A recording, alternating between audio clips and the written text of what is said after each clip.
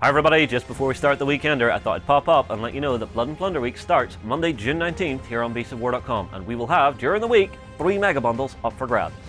These include the rulebook, 2 nation packs of your choice, and the cards that you're going to need to get you and a friend into the game. So for your chance to win, get your comments in on any of next week's Blood and Plunder content on beastsofwar.com, YouTube, or Facebook.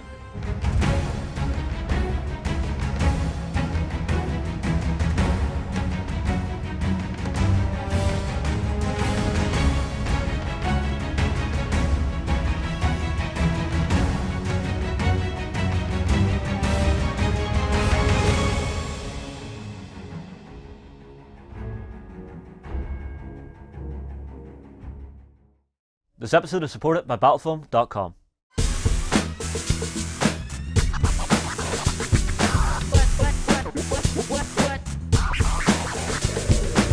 Good morning and welcome to the Weekender. We have a jam-packed show for you today. Right, kicking off, I just want to say a massive thank you to Recon63 for my beautiful tin Anzac mug. Okay. Absolutely love that. He also sent me, a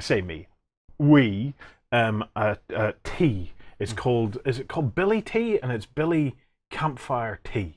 So it's tea for the campfire. So I'm just going to come in and we'll sit around a whole bunch of wee LEDs and sip out of our tin mugs. There is one thing. I have been warned to guard that box with my life to make sure you're away from the Anzac bickies. I have a love of Anzac bickies. And my kids now love Anzac bickies. Right, let's get on with the show. Kicking off.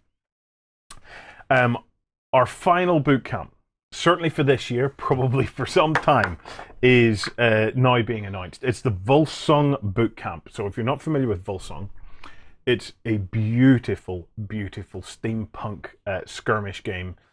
We've been playing it for a couple of years. There's a whole new faction and new stuff coming out for it.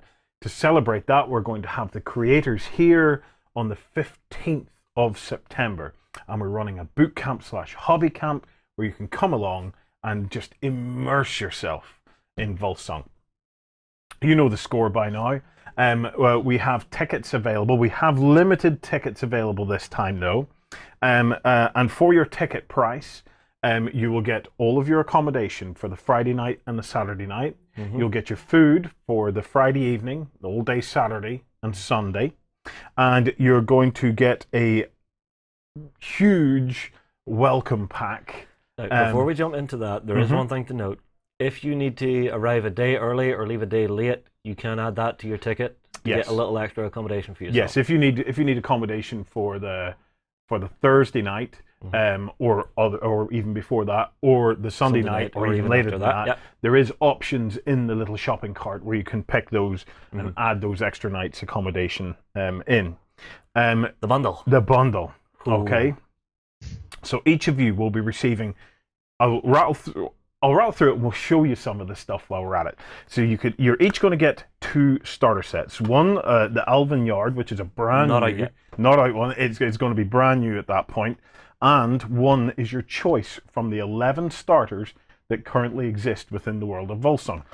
Let me show you some minis here. Do you see just how beautiful these are? All right, so you have your factions, right? So it's 5 factions. Each of them have 2 starter sets. Yes. So we've picked out one for each. So first up for the inventors. Mm-hmm. So in here you've got your lava system, your biocognitive golem, just good time in the can. Yeah. If you like a faction that is really punchy and will take a lot of damage on the tabletop, this is going to be the one for you. Okay. You've then got the Von Rear. Oh. If you like dark, creepy zombies just constantly spawning on the tabletop and playing nasty tricks on your opponent, that come out of telephone boxes. Yep, that'll be for you. Yes. We then have my favourite, the Ashenuk. Yes. So if you feel yourself to be a rather gentlemanly gentleman or lady, this will be the faction for yourself. Yep, absolutely. We then have the Triad of the Lotus Dragon. These guys are actually Asian-themed orcs, which are very, very cool. You know, they're sort of like the dock workers of the world. So if you like playing movement shenanigans and doing lots of melee damage, this is definitely going to be a faction that you're going to want. And lastly, another of my favourites, the Scylla. Yeah. Or Skilla, I'm not exactly sure how to pronounce it, but if you love the idea of some halfling mafia running around with Thompson submachine guns and big sniper rifles, yeah, this might be for you. It's a Tommy gun! So as well as your 2 starter sets, you're going to get the rule book, So that you'll be getting the second edition rulebook. Yeah. You'll be getting dice. You'll be getting cards. I think we've got the dice there as well. You'll be getting a what might be end up being a custom Wolsung measuring device. Yeah, which we don't might have be, a picture of that yet. Which might be customized to the Wolsung Bootcamp just for you. You're going to get your toppled tokens. You're going to get your wound tokens. So I think we have some of the tokens here. Yeah, so you're going to get the templates required by your faction, depending on what you pick. You've then got the toppled tokens. Yeah. Which if I scroll down, will fit to see them better. Yeah. Which are these to mark whenever your player or your character is on their butt. The wound markers, which are just a really nice way to track your damage on the tabletop. Yeah.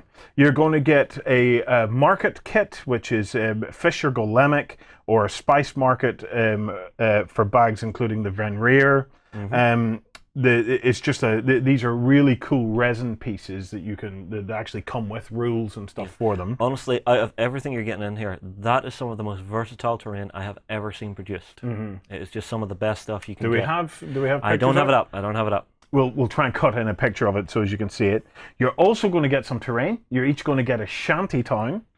So there'll be a shanty town in there as well, so that for you to take home with you. So that whenever you get home, you immediately have some bits and pieces of buildings that you can play around, and you're going to get beautiful resin bases for each of your 2 starter factions, and a partridge in a pear tree.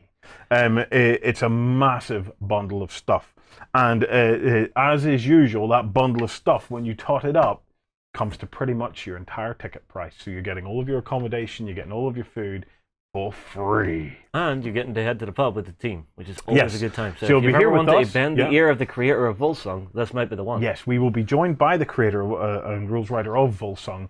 So you will get no better introduction to what is one of the most wonderful narrative skirmish games out there. Now, it gets bigger again. You'll know that in a boot camp, we have to create a bunch of tables. And I would like to think that our tables are some of the best tables out there. It will be no different for this boot camp. However, this time, in conjunction with MicroArt Studio, we're going to be giving the tables away. Okay, so we're going to give the opportunity for stores and clubs out there to get access to these tables. So we're going to do that in 2 ways. Some of the tables are going to be given away if you and 3 other people, so a group of 4, come to the boot camp from a single store or from a single club. You can let us know that you've all come together.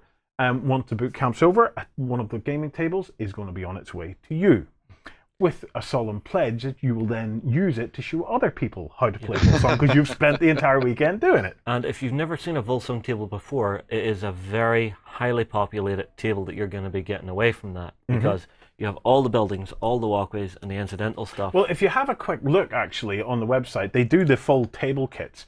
While he's looking for that, let me explain the other way.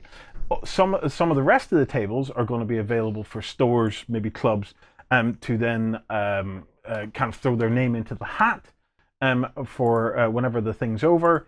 We will get them sent to you as well. So it's like a contest for stores. So this is what a typical Wolsung table looks like. Isn't it beautiful? Now, this, I think, is the smallest of the ones they do. So I'm not sure exactly how dense we're going to go, but they do ramp up to be quite dense. Yeah. I think there's one more, which has the big stuff. So there you go. That's what a Wolsung table looks like. So to recap then, if 4 of you come to the boot camp, bear in mind we won't fit very many in groups of 4, so this is very limited numbers on this, okay? But if 4 of you come from a particular store or a club, one of these tables will be winging its way to you afterwards. And then others are going to be giving away during the boot camp weekend to stores. And we'll be coming back at you a little bit later with how stores can get involved and get stuck into that with a chance of winning full gaming tables for Wolsung. Now, we are currently front stage, so there is one very important thing to point out whenever people are looking to buy their tickets. To buy your tickets today... Tomorrow, is it not? No, today. Okay. It's going to be available now. To buy your tickets now, you must be a Backstager because they get first bite Yeah. at the boot camp tickets. Okay, so there is a free trial, so you can use that to hop in, get the link, and go ahead and buy your tickets. And while you're there, take a tour about. There's a ton of content in Backstage for you to have a look at. Yes. Painting tutorials, hobby labs. What else have we got? Interviews with developers, designers. There's tons in there for Backstagers. But as a matter of courtesy to our Backstage community, tickets are available to those guys first, and then whatever we've left, then we bring back out front stage, and anybody can hop in and pick up what's left. Like I said, though, we have very limited numbers. It is the last boot camp that we'll be doing, certainly for 2017. So if you fancy coming and spending a weekend with us in September, it kicks off on the 15th of September. It runs on the Friday, the Saturday, and the Sunday. Okay, and we'll provide you accommodation for the Friday night and the Saturday night, and we'll provide food for the Friday evening, the Saturday, and the Sunday up to lunchtime. At the end of Sunday, we're going to be having open gaming, so you can play whatever you want, and we have tons here now for you to play. There's no shortage of stuff to play. Right. In other things to keep you updated on, remember we have the UK Games Expo live blogs up at the moment. We have dozens of prizes in there. Okay, we will be picking winners very soon. So if you want to be in with a chance of winning some of the goodies, unlike there's board games galore being given away in that, head on over. We'll provide the links in the show notes. Head over to the UK Games Expo live blogs. Go in, watch the content, look for the things you'd like to win, and make sure you put a comment in, because we'll be picking winners at random from the comments. Something else that we've got coming up very soon, we have Blood and Plunder. I'm going to talk about first. Monday morning starts Blood and Plunder week on beastsofwar.com.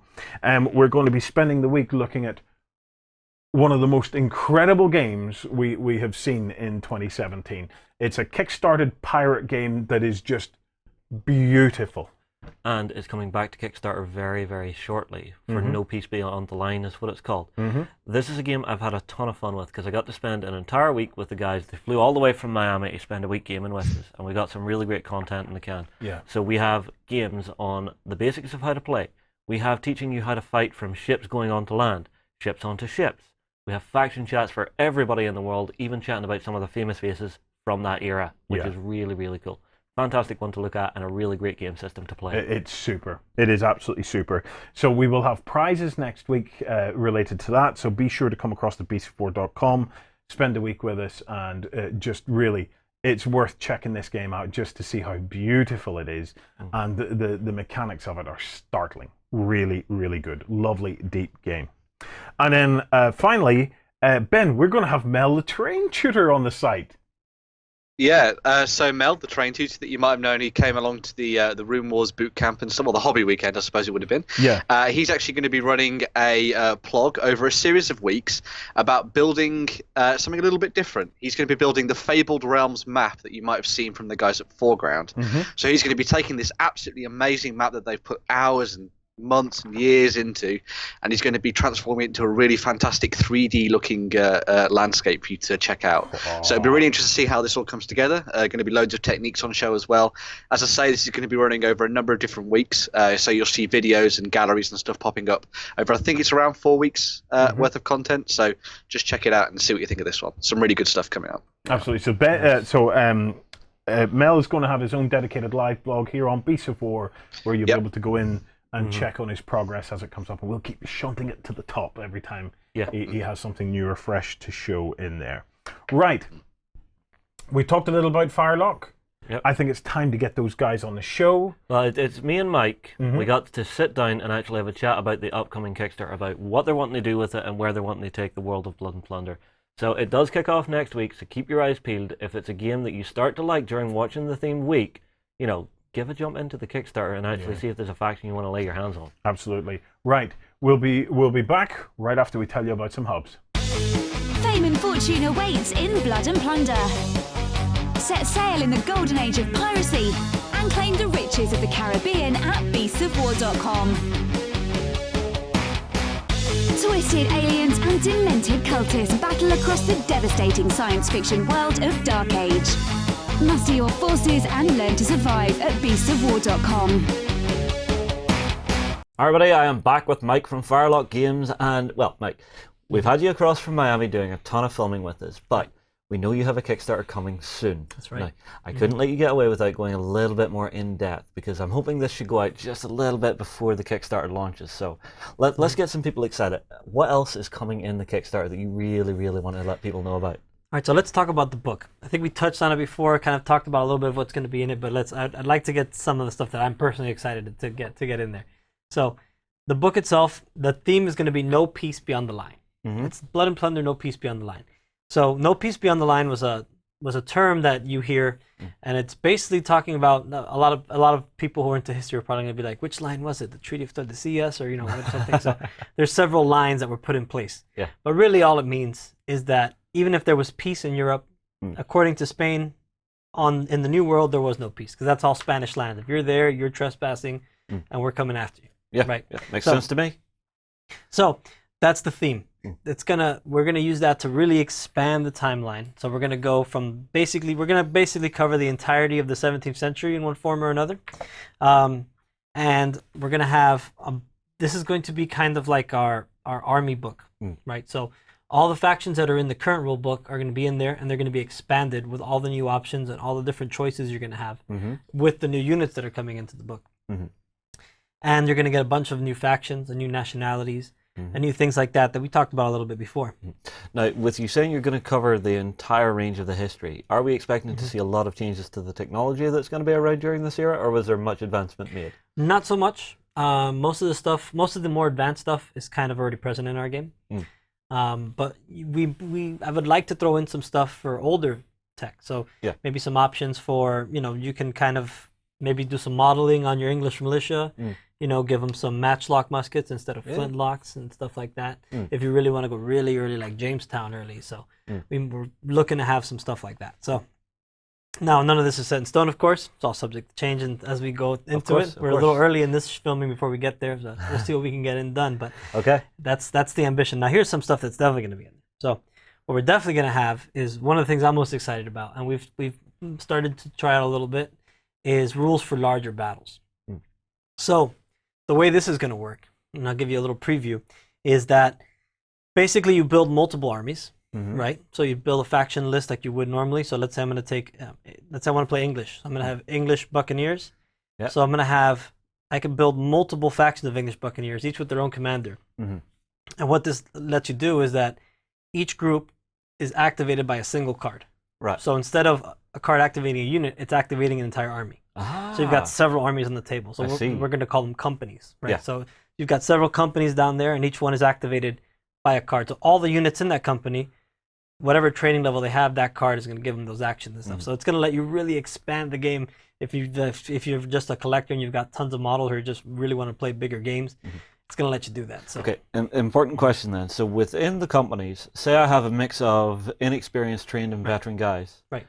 Depending on what level that unit is within the company, the card activates the entire company, and it gets the specific set for inexperienced, trained, and veteran. So that's still going to affect per unit. Yes. So if you have, let's say I'm going to have a heart. Okay, right? So we activate company, but it's actions per unit. Correct. Cool. Okay, this sounds fun. And then your commander, which is part of that, each company is going to have its own commander, can also use his command points when he's activated. So if there's certain units that are going to lag behind, you can kind of use your command points to edge them along, or if you have the advantage of having a fully veteran company, let's say, you can use those command points to really get a lot more out of them.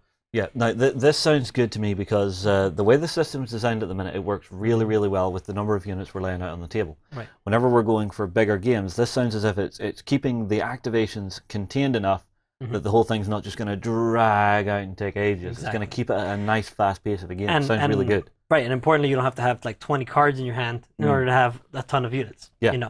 So, and the game as it is expands pretty well. Up to, we've played 600 points, which is about 100 models a side, and it handles pretty well. But I think that's about the limitation right there. So about 100 models a side, I think, is about as easily as you're going to be able to manage it. And this lets you have some more variety within each group when you activate your cards. It's just a new way to play. So kind of funneling right into that is we're going to have some rules out there for playing multiplayer battles, which lends itself well to larger battles. So Of course. So if you and me are going to gang up on a couple other guys, right? Yeah. You can have your company. You have 2 companies. Let's say I'll have 2 companies. Yeah. Okay. And then we're going to have, we're each going to have control over those and go back and forth. And there's going to be some different options on how to play that. And then all 4 of us would be playing cards in at the same time, and that would determine the initiative order for the multiplayer game. So maybe we haven't gotten into it that much yet. Okay. So, but that's one option for sure. Okay. Definitely. Cool. And all right, now I know you're wanting to expand the variety of what you're getting on the tabletop. So we know there's new units coming, but is there anything else being done to the units that's going to add more flavor to them? Yes. So one of the things we're going to come out with is ways to customize your units in different ways. So we're going to have some support units. We've hinted a little before on a pack of sailors that are generic for all nationalities, and you've got 2 guys in there with a blunderbuss, and 2 guys in there with grenades. Okay. So what you're going to do with those guys is you can kind of replace one of those models with one of the models in the unit. So you can basically pay a point to upgrade a guy from a pistol to a grenade, for example. Right. Now, and on top of that, we're going to have some characters that are not commanders. So we're going to have guys you can introduce into your units that maybe a heroic kind of guy who's going to give them a special rule that'll add to the unit. Or maybe even like an NCO that has a command point that he can use outside of the regular commander's activation. We've got spies, who are guys who gather intelligence that for at some cost you can look at the hand of the opponent. Ooh. You've got scouts and pilots who are going to help you. A pilot's basically a ship version of a scout, help you avoid running aground. Where a scout will help you kind of maneuver terrain a little better. And things like that. Banner bearers, musicians, you got some options like that coming out. So. See, I like this idea because it's by the time this comes out, by the time this delivers, people are going to be really familiar with their warbands. They're going to have the status quo is going to be set. Right. And this is going to add that whole new level to bring people up to the next level of their gaming, so that they can really play about with what their stuff's doing, and you can play nasty tricks on your opponent, going oh, there's a militia unit, they're just militia, I'm sure my Indios can charge into those, or my Lanceros, and all of a sudden the Lanceros get close and it's just like, no, I'm gonna throw a grenade at those. Exactly. Something along those lines. Yeah. So you're gonna have some more customization to your force. So, and of course we're always keeping balance first thing in mind, so we're going to make sure nothing is too out of whack. We're already testing a lot of it, getting it going, so it'll be nice and streamlined by the time it comes out. I see. It's nice to see the growth of the game is what you're aiming for in this next Kickstarter. It's not just, we just want to add new factions and stuff. No, you're growing the actual mechanics of the game as people become more comfortable with them. And it does mean that it is just another optional bolt onto it. So exactly. you and your mate, if you're wanting to get into the game, you don't instantly have to jump in at that deep end. You can say, no, we'll play the nationality boxes first. We'll get comfortable with those, and okay, let's start the arms race. I'm going to start adding in a few guys with blunderbusses here and there. You're going to add in some grenades and have a lot of fun with it. So this sounds perfect to me. Cool. Yeah, definitely. That's exactly how we're thinking about it. So, and then the last thing I want to touch on real quick is just we're going to add some. So. Definitely look for some new scenarios. So we're going to do some more narrative-based scenarios. So some of the stuff you expect, you're going to be assaulting a fortress. You're going to be, doing some shore landings and things like that. So we're going to have specific scenarios. So if you're not willing to come up with your own, or don't have the time, we're going to have that stuff for you, so that you can kind of do more one-sided scenarios rather than more competitive ones that we have in the book right now. Well, just for my own curiosity, what are the ones as they stand in the book right now, just to get a feel and flavor for them? So right now in the book, what we've got is, we've pretty much got kind of encounters or small raids, so that sort of thing. So we'll have one where there's 3 points on the table, and you're deploying from corners, and it's kind of a controlling the field kind of thing. We've got your typical, king of the hill sort of scenario where you got to capture a center point. We've got a raid where we've got guys coming off 2 ends of the table, and then you got people defending a corner. Then at sea, there's versions of all those. There's scenarios where you've got to take the weather gauge, and so you've got to kind of just hold the wind against your opponent and it's all about maneuvering. And of course, for all of them, we've also have amphibious. So every scenario in the main book now has a land version, a sea version, and an amphibious version. Right. So whichever one you roll out, there's a roll scenario section there, and you decide whether you're going to play it on land, on sea, or in between.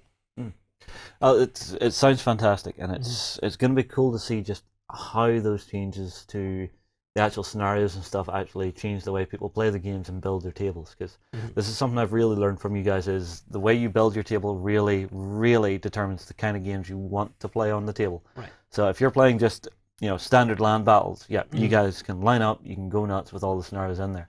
whenever you're coming to build like sea and landing battles, you have to kind of have a different mindset to the game to actually play it and really, really get the most out of having fun with it. So exactly. It's going to be interesting to see where that goes. Yeah, you don't want to have like a 4-foot landmass that you have to march across to get to an objective after disembarking from your ship. So that's going to take a while. So the game is designed to play on a smaller board. So really, even on a 4x4, you can do an amphibious battle really easily.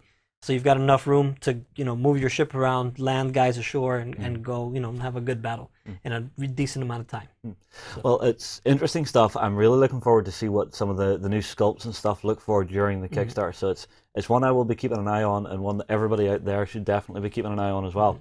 Have we covered everything you wanted? I think so. That's about it. Well, everybody, tell you what, get your comments in below. Are you excited for more Blood and Plunder coming soon to Kickstarter? We'll move on. We'll see you in the next one. My name's Gareth from Partner Miniatures, and you're watching The Weekender on beastsofwar.com. Okay, so that is what's happening with Blood and Plunder, No Peace Beyond the Line. I am really looking forward to see what happens in this Kickstarter, because the world's really fleshed out nicely already, because you've got the 4 main factions, and within them you have 2 sub-factions. Yeah. But seeing how they're going to grow and expand those even further is going to be really, really cool. That, and if they get that big galleon thing going, that's like, oh, absolutely awesome. Absolutely awesome. Right, Ben, over to you, man. It's time for what the hell's going on in the world? That's a very delicate one. I'm being delicate. You might have noticed that I'm toning it down this weekend. Just a smidge, yeah. It's because next door we have filming going on. So, we have 2 studios running at the same time. I've had to contain myself, and for anybody that knows me, I have a lot to contain. Okay, Ben, fire on. What have we got going on? Yeah, sure. So the first little bit of news that came up this week was something from the guys at Privateer Press. Now, they're going to be taking things down to the very skirmishing level. I know a lot of people have said that Warhammer Hordes is a bit of a skirmish game already, but this is down to like the nitty-gritty man-on-man combat. And this is going to be coming in the form of Company of Iron, which is going to be a new set which sort of breaks things down a little bit and has a sort of alternating activation system going on between the 2 sides here. You're going to have both Pharaoh and Signar included in this box, along with 2 new solos to lead the way. No Warcasters in this at all. Right. So we've got Lieutenant Gwen Keller and Agatha, the Queen of Carnage. Very, very cool indeed. Yeah. And as I say, this is sort of built on the premise of it being like that first entry into the world of Warhammer Hordes. You pick up this box, got some really cool figures in there, and you'll be sort of duking it out in story sort of style missions, narrative missions and things, without the need for Warcasters. Yeah. They're going to be throwing a few extra sort of bits and pieces into the rules here. It all runs in the same sort of style as you would have seen from Warhammer Hordes, so it's got the familiar mechanics. But, as I mentioned before, it's got this alternating activation method in there. Yeah. So you'll activate a single miniature, then they will, and then it'll go back and forth like that, rather than the standard I go, you go format that you'll have seen in regular games and stuff. Importantly as well, as I said, this actually gets rid of the Warcasters for this level of war game. Yeah. So there's none of that sort of added into the mix. Instead, they've got some more tweaks in there for the solos, so they feel a little bit more powerful. And it sort of, as I say, gives you a little bit of an intro into the world of Warhammer Hordes. So you've got a little sort of a basis for how it all works and sort of how the units come together. And I'm stuff. really looking forward to trying this out, actually, because I wonder, and I'm waiting to find out myself. You guys might be able to tell me, but obviously in Warhammer Hordes at the moment, there's a big resource management aspect to the whole thing, where you're managing your... You've got focus and fury to manage. It's one of the key mechanics of the game. Honestly, for me, it's not something that really bothers me about the game, because it doesn't bother me either. I'm just wondering, will it be in this? Because if you don't have your Warcasters... If there's no Warcaster or Warlock, then probably not. Yeah. What you'll probably find with this is you're going to find that your solo's going to have some heroic actions and stuff that they can pull up above and beyond what the regular troopers can. Yeah. So yeah, as just mentioned there, the solos are going to have specific like cool special actions that they can do and things. They've also sort of worked in the ways for you to include not necessarily full warjacks, but the light warjacks in there as well, and they will work in a similar fashion to how they've worked in the main Warhammer Hordes game, but obviously, you know, without the need for so much focus and stuff built into them. So you still will see, you know, the big heavy metal bruises that you get in Warhammer Hordes and stuff, but they'll be cut down and sort of tweaked with as it comes when the mechanics are put together. So well, that's one of the things. Even in the main game, you don't need a Warcaster per se to actually run a Warjack, because they have an auditory input. So if you have someone like a Jack Marshall who's shouting commands at it, The Warjack will understand that shout at command. Yes, it's a bit slower at it, but it'll still pound someone into the ground with its warhammer. Yeah. Okay. It's also key to point out as well that for people that maybe don't like the idea of Pharaoh and Signar, the rules for Company of Iron and this sort of game set are going to be available separately from this box as well. So if you prefer to, pick this up and use some of the miniatures that you've got in your collection from Khador and Trollbloods and all the like, you can just sort of pick those up and use those with this game instead. So Awesome. That's not all we have from Privateer either, is it? So no, one of the classic units is getting a redesign. I think, Ben, you know a bit more about it than I do. Yeah, so a couple of sort of bits and pieces came up over the week surrounding the trenches, which are a core part, as Justin says, of the world of Signar. Yeah. They're like the frontline troops that fight in the trenches, as you might imagine from the name, against the armies of Khador and the like and things like that. So they're getting a little bit of what appears to be somewhat of a redesign, and they've got some new character concepts that popped up online, including the artwork for Commander Anson Hitch. There's also some really cool models in there that we've seen in the likes of the Trencher Journeyman. There's the Long Gunners and officers and things like that as well. One of the big things for me when I was looking at this is that towards the bottom of the news story, you'll see they're actually working on what appears to be a piece of terrain as well, which is something that Privateer Press aren't particularly known for. They make a lot of models, but not very much terrain. But it seems like they might be getting some kind of trencher blockhouse, which would be pretty awesome. So you can sort of set up a little bit of a front line with the trenches running between them and stuff. Very, very cool indeed. So There's one thing I really like about these bits of concept art, and if you look at the top here, you can actually see it's showing you the different poses that they're going to go for with them. Just as a little bit of a sneak peek. So you've got the leader, rifle up, telescope in hand, guy firing, guy running, guy kneeling, ready to fire. yeah, It's nice to see that sort of design process actually being shown to people. really like the look of these, and I love that blockhouse. I think the blockhouse looks brilliant. What a fab piece of terrain to drop down on the tabletop. It feels Signar. Yeah, it does. Simply put, it feels Signar. Okay, great stuff. Yeah. Next up, we have the Revenant King on an undead worm. Now, this is a preview for Kings of War, Ben. Now, this one kind of puzzled me a little bit because I'm still trying to work out what shape this is. Yeah, this is something that's had quite a few comments on it, actually. Obviously, with the summer campaign coming around for Kings of War, they've been sort of adding to the line and things, and one of the big things is adding a lot more characters and monsters, and this is one of them. So this is one of the Revenant Kings, so for your undead faction, riding around on an undead worm. Now, this is sort of like a coiled, almost serpent-like creature. Has a little bit of the sort of, almost, I guess you'd say, the real-life worm aspect to it, which is quite interesting. And they've shown it here in some of the render work where you can see it with the wings and without, so you can get a little bit of an idea of how the shape comes together and stuff. I've got to say, when I was looking at this, I think I actually prefer it without the wings. I think that would be really cool, like it's some kind of grave creature or something that sort of eats the dead below the surface or something. But yeah. I'm actually going to agree with you on this one, Ben. I like it without the wings better. I don't. Yeah. I am really on the fence with this. I'm struggling from the pictures themselves to actually get a shape of this model at this stage. Maybe it's because it's unpainted. Maybe if it had color on it, it'd be easier to work it out. But the way the tail kind of wraps underneath it is Well, if we look I at find it from just here, difficult to work out. you can see it's coming down across here and just flipping back on itself very quickly. Yeah, it's effectively the sort of style of like almost like a snake, I guess you'd say. So it's based on sort of ancient ideas of what a dragon would look like, but then it's almost got the movement it feels of almost like it sounds weird, but like a caterpillar almost. So it maybe like sort of pulls its body together and then extends an odd one it for as a it cavalry goes. man to move about on. Yeah, imagine you going to war on caterpillars and then Yeah, that's bound to make you we have sick. grown caterpillars in our house recently. It's something that Andrea organizes every year. She brings in some caterpillars and they grow into butterflies. Yeah. So that she can talk through the stages with our children. So we have expertise in caterpillarness. A caterpillarologists in our house, you might say. So it's that I'm going be the to right name for it. Someone out there, tell me the right name for this school of study. I'm reserving judgment on the undead worm until I get another look at it. It's one of those ones. Every now and again, you get a model, and from the image, you just can't. I just can't quite get the shape of it. I just can't get the. Yeah, I just can't get the shape of it. I don't know if I like it or not yet, but we will see. Well, I had that recently with Gulliman, whenever we saw the pictures online, I didn't like it. I actually saw the miniature recently in real life, and it was just like, actually, I need to have one of these. Yeah, yeah. Well, okay, what's our final bit of news for today?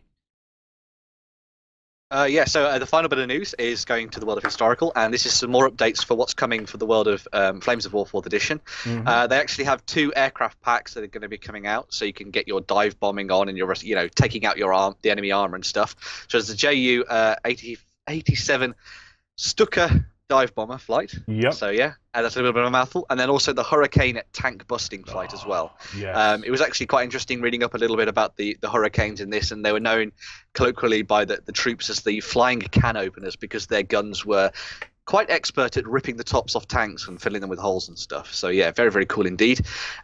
This is also then matched by some armor itself, maybe a target for the Hurricanes in the shape of the Panzer II tank platoon. And a little bit of sort of historical info here. I'm sure John somewhere will kill me if I get this wrong. But apparently these were actually used as training tanks at the very beginning of the war. But then as things started to cycle up, they actually got bought into the regular army. And so they weren't particularly great at taking out heavy armor and stuff, but they could sort of almost hold their own against a lot of light vehicles as well. Fantastic. And then to finish off as well, there's also a little bit of terrain. So if you're trying to sort of dot your desert boards with a little bit of greenery, they have the desert scrub set as well. So something to look forward to if you're building up your British and your German forces for some desert warfare over the summer. I want a scrubbery. A what? Oh, that's just crap. Oh, Isn't it? so bad. Right. While we're on the historical stuff, we have a great piece coming up now. We have been running a really, really interesting 6-day war article series to mark the 50th anniversary. Okay, as well as that, our own resident tank god, Jono, has been working on his own kind of 6-day war 135th scale tank project. So I'm going to vacate and let Justin and John join Jim, the historical editor, to give us a bit of a rundown on the 50th anniversary of the 6-day war. We'll be right back after we tell you about some hubs.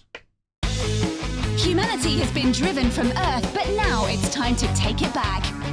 Join the Reconquest and fight the Scourge on the Drop Zone Commander Hub at beastsofwar.com. High-octane anime action is the name of the game in Relic Knights. Mount up in your mecha and battle for glory at our Relic Knights hub on beastsofwar.com. Good evening, ladies. I've kicked everybody else out except Justin because he's the most tolerable of the bunch. Well, guys, it's time for a segment that I've been looking forward to talking about. So I'm joined by Justin, and I have James Oriskany up on the screen. So we're going to be chatting about something a little more interesting. We're going to be talking about the 6-day war. Ooh. What's this, James? Yeah, go for it, James. Tell us what's happening.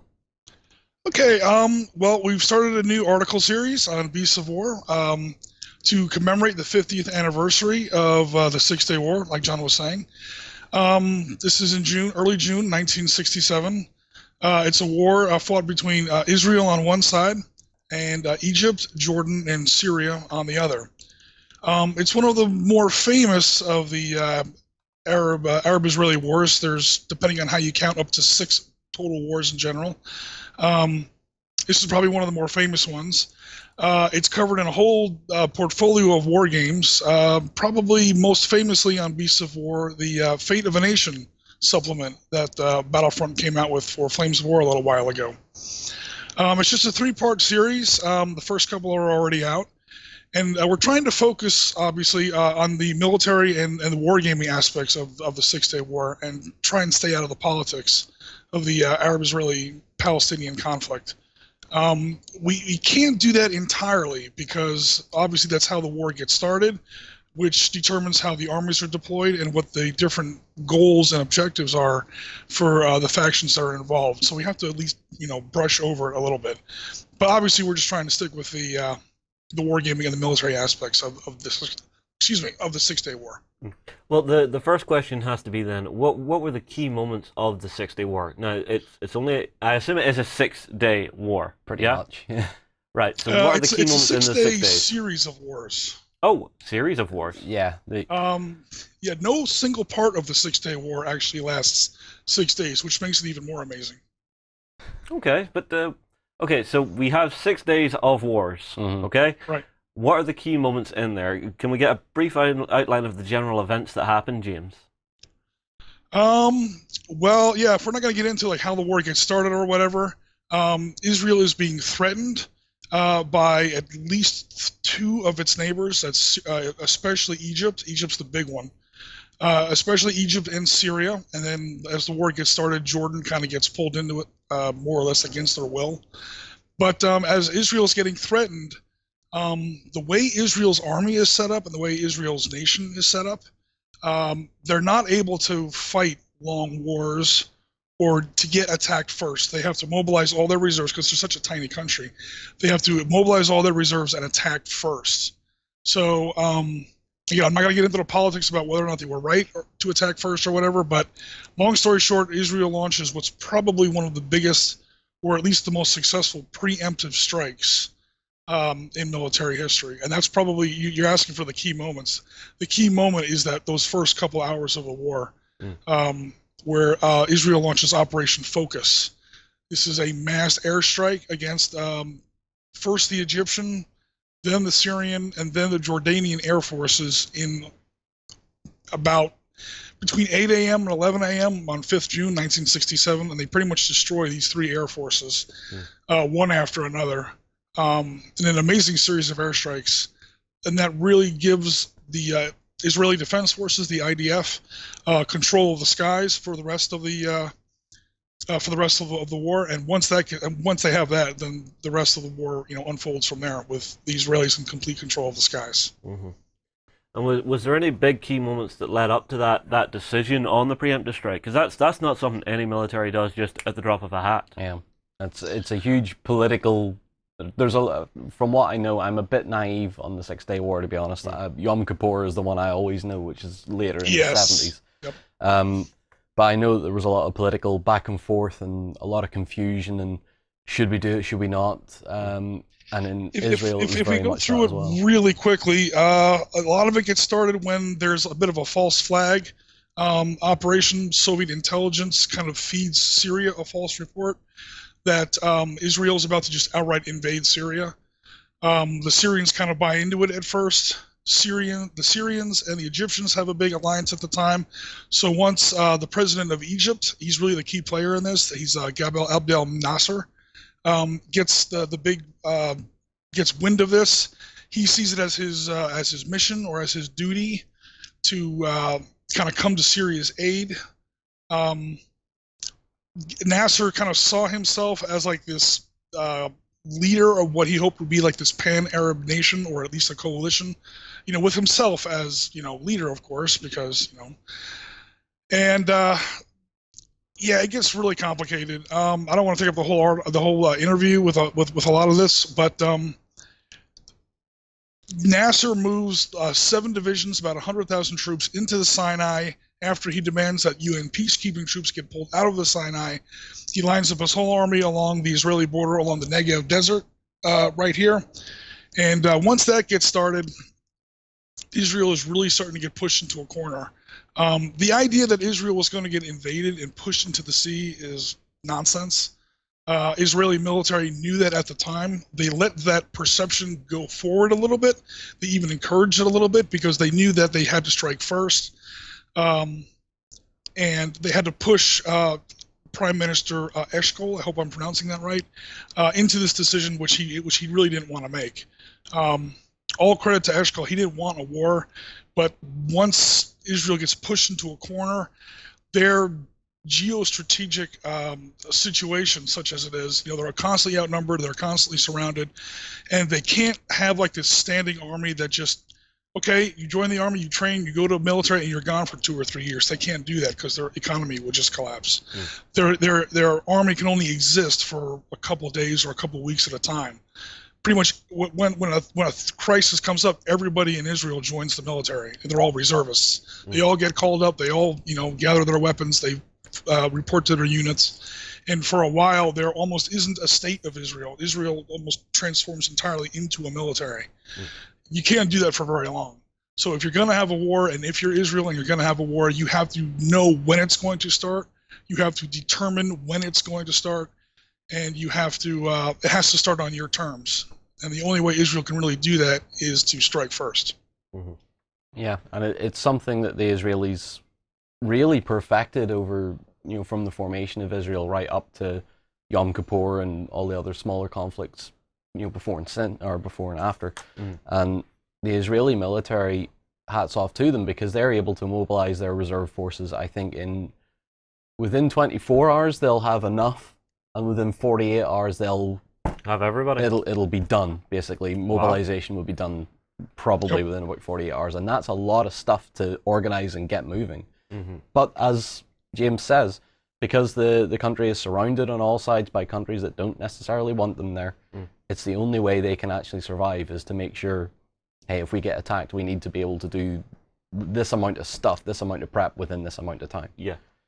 And hats off to them every time, because every time I look at Yom Kippur or the 6 Day War, it is just, boom, we're here. And everybody else around them goes, we were surprised by that. And even in Yom Kippur, they were like, we're still surprised by how quick the Israelis can get together and start to fight back. But like James was saying, for the actual preemptive airstrikes, I'm guessing they were absolutely key to Israel's victory during the 6 Day War, to actually get up and make sure that they could have and maintain air superiority before there was a fair fight in the air. Yeah. 'Cause let's be honest, you don't want a fair fight in the air if you're surrounded on all sides. Yeah. As a country like Israel, you don't want a fair fight at all. You don't want them to have their jets in the air while your jets are in the air. You want their jets to be on the ground while yours are in the air. You can blow those ones up and you can be safe. And like James was saying, they wiped out a lot of stuff in the first few strikes. There was I think I heard a tally, it was over 400 aircraft were destroyed on the ground. Wow. Within the first few hours. Yeah, the numbers are in the article series. I think Egypt lost something like 260 aircraft in the war, most of it in the first couple of minutes. And then you add on the Syrian Air Force and the Jordanian Air Force. I don't have the exact numbers in front of me, but between 300 and 400 sounds about right. It was a lot. And the first bombs were... they flew in like under the radar. They flew in from different directions. They didn't just fly straight from Israel to Egypt. They flew all kinds of different ways, like over the Mediterranean, over the Red Sea. They flew in over the desert. And the first the first strike packages on those first aircraft were, they weren't even aiming at the planes. They were just aiming at the runways with special bombs designed to put gigantic holes in concrete. Yeah. And once you put a couple of those in the end of the runway, now even if you don't get all those enemy planes, they can't take off right away, because this isn't World War II where you can take off your fighters from a grassy field, and these aren't helicopters. These are advanced, advanced for the time, Soviet fighters. These are Tupolev bombers. These are MiG-21 fishbed fighters. You can't take them off on a field with a bunch of, from an airstrip with a bunch of holes in it. And then once you plug up the airfields, now the planes are sitting there more or less helpless, and you can bomb them and strafe them almost at your leisure. Good tactics. Very good tactics. So what should we move on to next? Let's have a look at the ground war, because after the air war was essentially done, Israel basically handicapped the rest of the nations around it by saying, no planes for you. The ground war is the next major place that you have to fight within this. So James, what happened with the ground war? Yeah, the ground war unfolds in 3 basic phases, and here's another thing that Israel was able to do very well. Is they're able to strike each of their enemies in turn. There's almost, in fact, there really isn't a time when Israel's fighting all 3 of these nations at once, at the same time.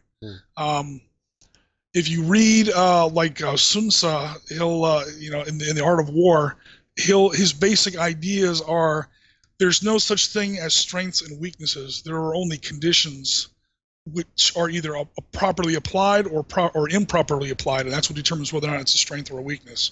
So being surrounded by your enemies is usually considered a bad thing. When you're surrounded by your enemies, you're like, wait a minute, they're attacking you from all sides. Israel turns this into an advantage. They make being surrounded a good thing. And what I mean by that is they're able to start off with the war against against Egypt here in the Sinai. I don't know if that's coming out okay. And then immediately after that, they engage into a war in Jordan, and then they engage into a war on the Golan Heights against Syria. So they do these 3 wars in 3 different stages, and they're able to do that because they're in the middle, and they have what we call internal lines of communication. So they'll hit one area, and they'll quickly shift their forces into another area. They'll hit that area, and so the Israeli army, from an operational perspective, almost triples in size. Of course, it's not tripling in size. It's just fighting in 3 different areas all at once. Another more funny, goofier example is the classic Chinese kung fu movie, where the hero is surrounded by like 10 enemies, but for some reason they never attack him all at once. They attack him one at a time, and of course he's able to kick one, turn over, kick this guy, turn over, punch that guy. It's a funnier example, but it's almost what happens in the 6-Day War. So it starts off in the Sinai against Syria. There I go again. It starts off in the Sinai against Egypt. That's the biggest one. Egypt's always the biggest enemy. And then almost immediately they're able to pivot some of those forces. They weren't expecting to engage Jordan. Prime Minister Eshkol contacted King Hussein the morning of the war started. Jordan hadn't quite joined the war yet. He calls up the King of Jordan and he says, look, if you stay out of this, we'll respect your neutrality.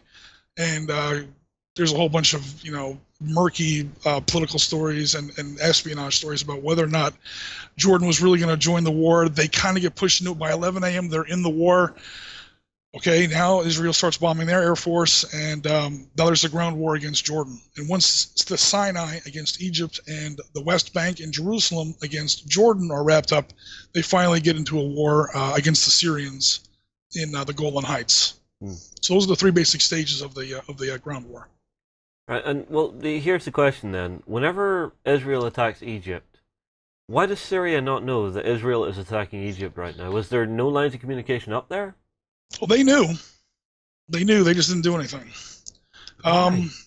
These 3 states they were technically allies, but they had different goals about what exactly they wanted out of this war, how much they were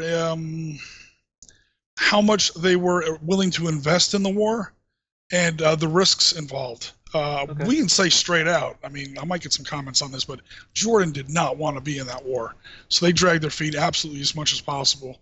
There's a story where the Syrian intelligence may even have threatened King Hussein's life to get him to get into that war. That's kind of unconfirmed, but there's a lot of friction between these 3 allies about whether or not they're going to, there's definitely bad coordination.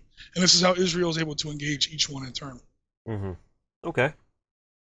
So yeah, it does show you, no matter how friendly the other countries were, they didn't quite want to be the first ones to take the hit. Well, you see, this is the thing. We're maybe the other ones looking at it going, now, if the Egyptians and the Jordanians are both fighting first, that'll weaken the Israelis. So at the end, we can roll in, mop up, and oh look, the Egyptians and the Jordanians, you're now weakened, so Israel, that's all ours. Yeah, but again, the goal of none of these Arab states was really the invasion of Israel, despite all the propaganda that's been spread around at the time and since. Syria got pushed into the war again by that false flag Soviet intelligence report that Israel's going to invade Syria. Right before the war, that false flag report is shown to be just a blatant lie.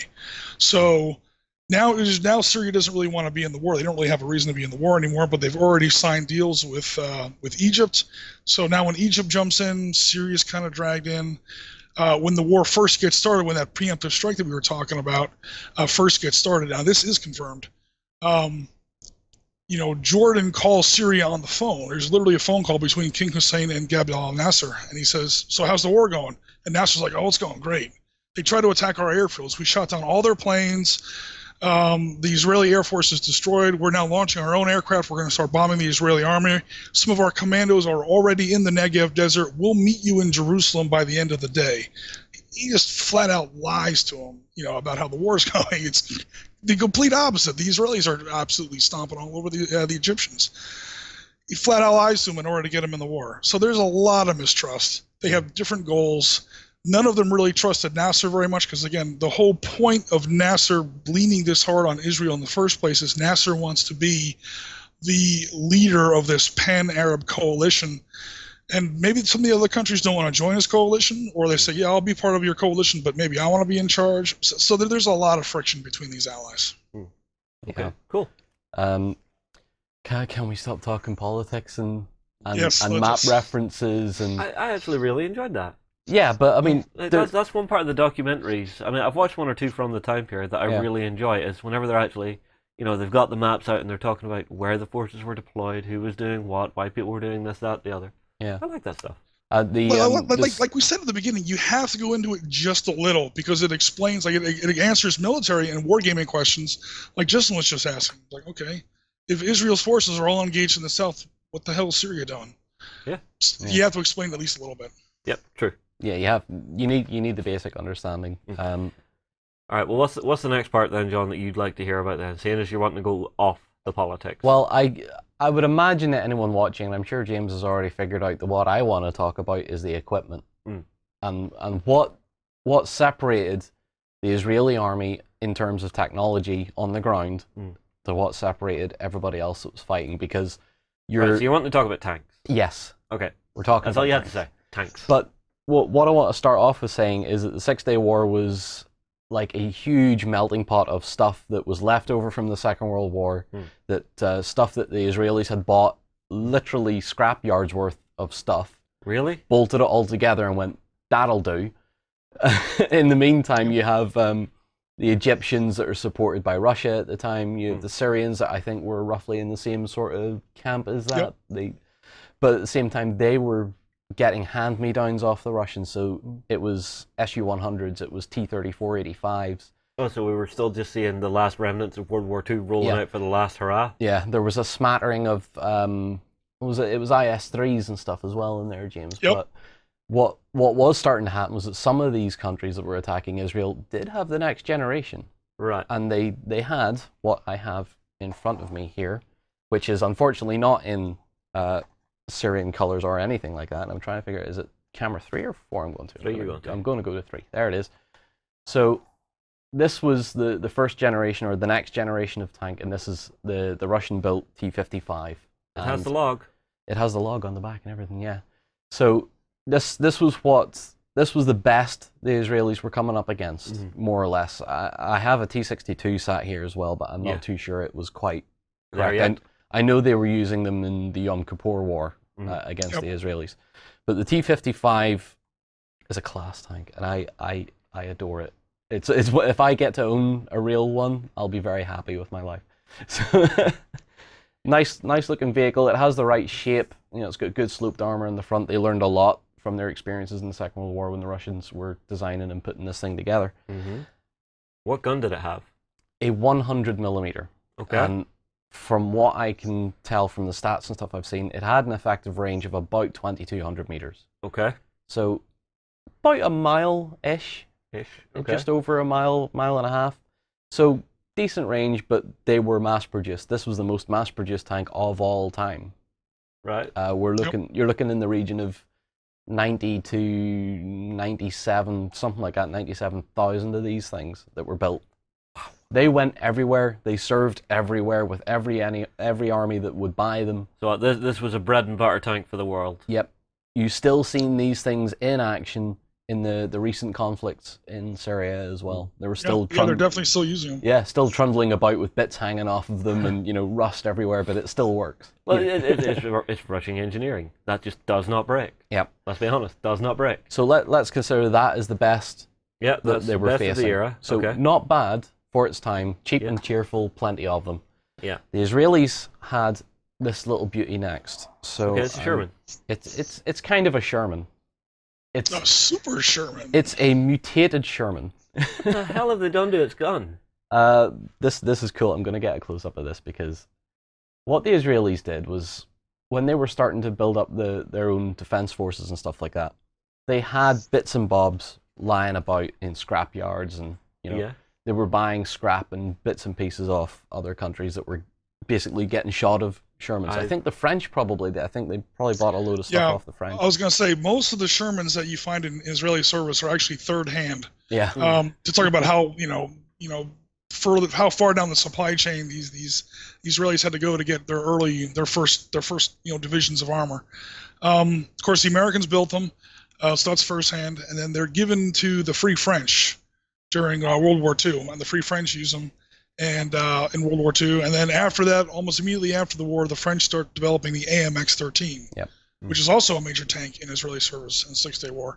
But as soon as the French start building their own tanks after World War II, and then they're also starting to buy M24 Chaffies from the Americans, they have these gigantic, junkyards, basically, of Shermans laying around. And a lot of people in the early part of Israel's history, 48 and 56, the Sinai War, Operation Musketeer and all that, were a little leery of supporting Israel. They weren't sure if they were going to make it. There were all these political implications about supporting Israel. So Israel may have had a lot of, even if they had a lot of money, which they really didn't, they were just trying to get their economy going. They had a tough time getting stuff. And so, yeah, as far as rummaging around through garage sales and junkyards and, it's actually pretty close to the truth. And so, yeah, a lot of these Shermans, I'm pretty sure, came from Free French depots after World War II.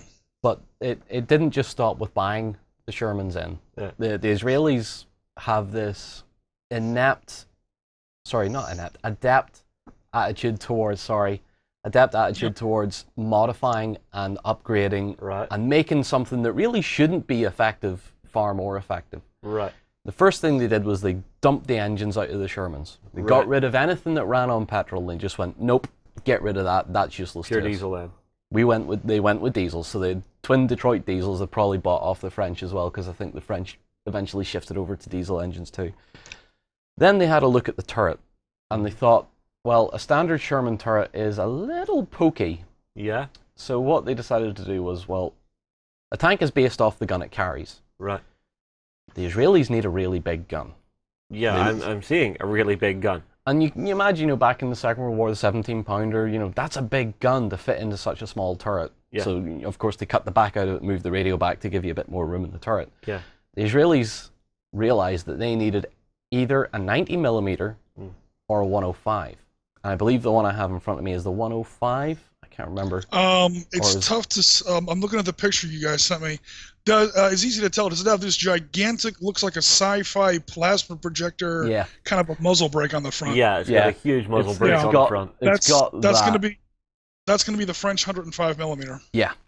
So they needed the 105 in it, and of course a 105 gun in a Sherman, unless it's a short-barreled howitzer during the war, just wasn't going to work. Yeah. The gun is too heavy, so it would actually tear the turret ring off and just throw the turret off the front of the vehicle. Right.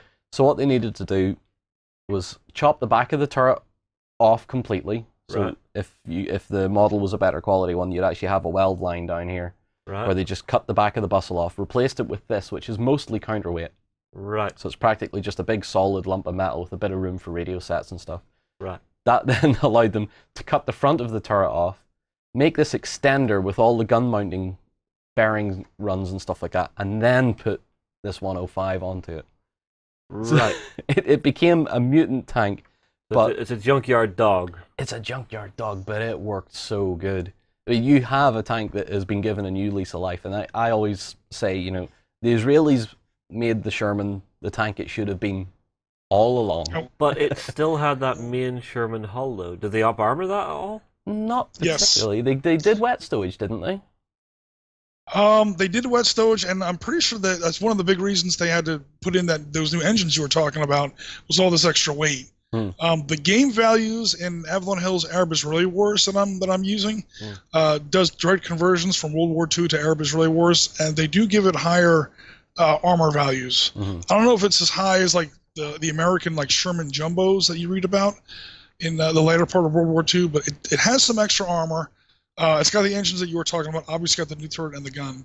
And then the tracks are also a lot wider, and they're made out of a different kind of material. They have a different kind of shoe on them, or something like that, to help cope with all this extra weight, especially in all the soft sand that the Israelis are going to be dealing with. Well, I mean, gameplay-wise, what are you planning to use, James? Well, for the games, I'm using Avalon Hill's Arab-Israeli Wars. And that's an old 1977 game. Hex Encounters. This game came out just 4 years or so after the Yom Kippur War, so some of the details aren't perfect. A lot of this stuff was still very still kind of classified at the time.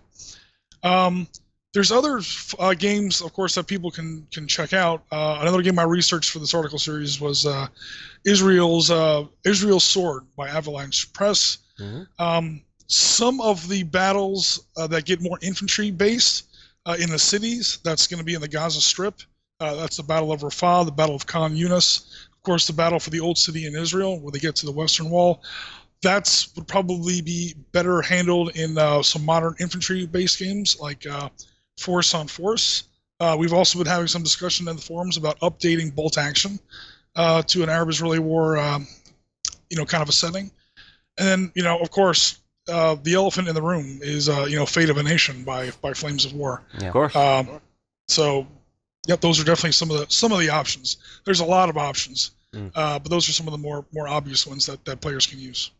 Okay, well, James, we're starting to run a little low on time here, so I want to get the last couple of things that we want to talk about, some of the main key tactics and some of the myths around the 6-day war. So do you want to quickly cycle through those and we'll have a little discussion on them? Yeah, sure. Let's see. Tactics. Tactics that were used during the war and then tactics that players can also use in their war games, set in the Arab-Israeli wars in general, but especially the 6-day war, is the notion by the Israelis that offense, is the best defense. In most good games that do the Arab-Israeli wars right, when the Israelis are on defense, they've already lost. There are just not enough of them. A lot of their army's strengths are in airstrikes and in armored attacks, and airstrikes and tanks are not really defensive weapons. Those are meant to attack people. Defensive weapons like artillery and infantry are the Arab army's strong suit. So when you have Israeli offense attacking an Arab defense is when you really have a really good game, and that's obviously what happened most during some of these during most of these battles in the 6-day war.